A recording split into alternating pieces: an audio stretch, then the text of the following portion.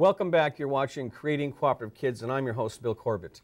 According to researchers at the Princeton University Neuroscience Institute, when an environment is cluttered, the chaos restricts one's ability to focus. The clutter also limits the brain's ability to process information. Clutter makes a person distracted and unable to process information well. For children, this can create huge attention and focused issues. With me in the studio today to offer some tips for helping children get organized with their schoolwork is Deborah Allie, Executive Director of the Huntington Learning Center in Springfield, Massachusetts. Huntington Learning Centers provide guidance to students and parents through evaluation and tutoring to get kids on track with academic achievement. Welcome to the show, Deborah. Hi. We talked about in the previous segment about organization at home, but we definitely need organization with schoolwork because things seem to fall apart. What can parents do to get started with organization with their kids? A lot of parents are really confused about how to have their kids be really organized, and sometimes this becomes very overwhelming for them. So there are a lot of things that they can do to kind of overcome that overwhelming feeling that they have. So what do you suggest parents get started with right away? Well, the first thing I'd want to do, again, keeping with the organization theme, the first step is making sure that the student does have a nice place that's well organized to do their schoolwork. So you want to have the parent sit with their child, help them establish that place, a nice, either a desk, it can be in their room, or if the parent feels they need to monitor their child more, it could be in a central location, so long as there's no distraction. Okay, for the child, but make sure it has all the supplies they need, pencils and pens, paper that they need, so that they're not coming out as soon as they start their homework saying, oh, I don't have anything to write with, oh, I don't have the paper to write with, to write on. Make sure they have everything in place, and then when they're done with their homework, make sure they tidy up the area after they're done so that it'll be ready for them the next time they go down to do their homework. You know, one thing that I do is I encourage parents, before you put together the stuff and the supplies, take the child shopping and give them the shopping list, right? Would you agree? And that way they feel more You want them to have more ownership of it. The more you involve them in that process, that's an excellent idea. The more that they're going to buy into it, and they're going to feel like this is my space to do my homework in. You know, you mentioned about distractions. That's, I think, the parents, one of their biggest job is minimizing. And I don't know how you feel about this, Deborah, and we can certainly discuss it quickly, but I think this is one place where you should be collecting all the handheld devices and shutting down and having that rule. Sure, absolutely. You don't want them to obviously have a telephone there where they might be texting or getting text from someone. This is something that we see all the time when students are doing their work. We have to take that away from them.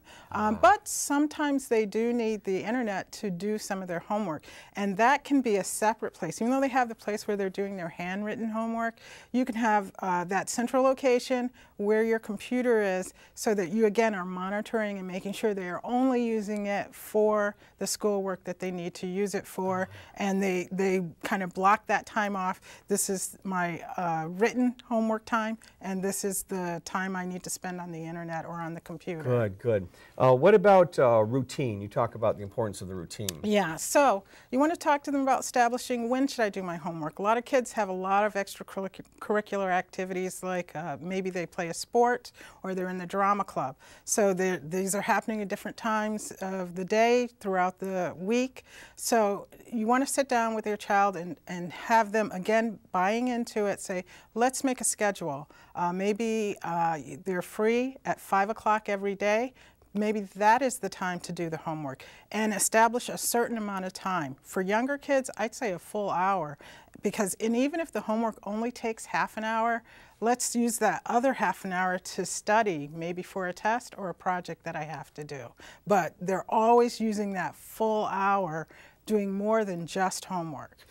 I'm a firm believer in that. I think we need to set the time, keep it, even if there's no homework, and keep that in place. And kids say, well, wait a minute, I have no homework, why can't I play video games? No, no, you can do anything that requires no electricity, like writing and reading. How about? Because this really establishes a habit for them. They're always going to be used to, at least for an hour, I've got to be doing some type of studying. After a while, this becomes second nature. They're going to want to do that. And then when they get a little bit older, you start getting into the teens, maybe that hour becomes an hour and a half or 2 hours, you know, each time, and then they block that time off. One thing you talked about here is breaking large complex projects down, and I really believe in this because sometimes when they have one assignment, to them it can be so overwhelming. It's like they're saying, go explore space. Yes, yes, and it's hard. We all do, even as adults. We have, at work, you get a huge project that you have to do. So what you want to do is sit down, when your child comes to you, I have a huge project, help them, number one, break that project down into small tasks. All the subtasks to get to it. And one of the things personally that I like to do is I start from the end, okay? Think with the end in mind. Okay, and I think about what's my ultimate goal, and then okay, what do I have to do to get there? And then I back it up again, what do I need to do to get there? Back it up till I get all the way up to today. Now this has helped me to break down that project into smaller tasks, and now because we've established that extra study time that we're always having, after I'm done with my homework, I can start working on those tasks during that time. And it's also important to define, probably, like you say, what's important first, right, to get those things done? A lot of times, so even once they break the big project down into these smaller tasks, they go to start on that first task, and the child's, what do I do first? I don't know what the first thing I need to do. So you can help them get started. For example, let's say they have to write a book report or an essay.